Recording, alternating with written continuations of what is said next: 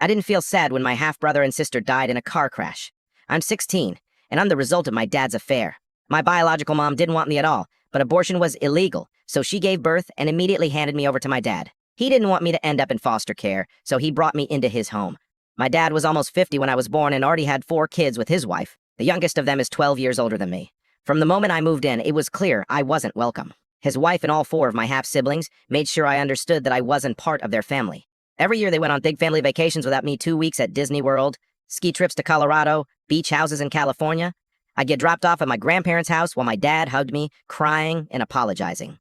Then he'd leave and post tons of photos in the family group chat, one I was included in specifically, so I could see them having fun without me. When my half-siblings turned 16, they got brand new BMWs and Mercedes. My oldest sister got a white Range Rover for her birthday. Meanwhile, I got the cheapest Samsung phone they could find, and when it broke after 10 months, they acted like I should be grateful I got anything at all. My dad knew about everything, the verbal abuse, the physical stuff, all of it. But he would just apologize and say he couldn't stand up for me because he felt guilty about cheating and didn't want to ruin his marriage or their public image. So I lived there like I was invisible. 3 months ago, my dad bought my sister a brand new Tesla Model 3 for her 28th birthday. It was the first electric car in the family, and it was really fast. She was thrilled and immediately took it out for a test drive with my oldest brother.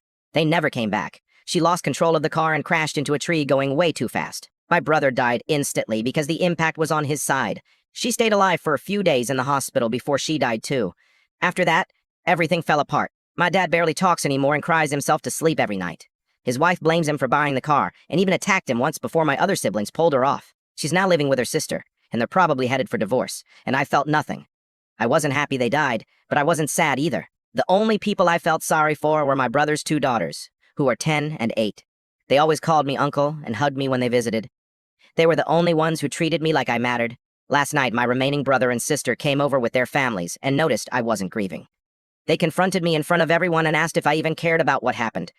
I told them, no, I don't care. They abused me my entire life for something I had 0 control over. If they expected me to cry for months over people who treated me like garbage, they were delusional. I added that the only people I felt sorry for were my nieces, because they were the only ones who treated me like family. They lost it, calling me a son of a. I looked at them and said, I'm actually a son of 2, my mother and their dear sugar daddy. Then I grabbed my things and left. I'm staying at my grandparents' house now, and my phone hasn't stopped blowing up with messages from them saying I'm heartless.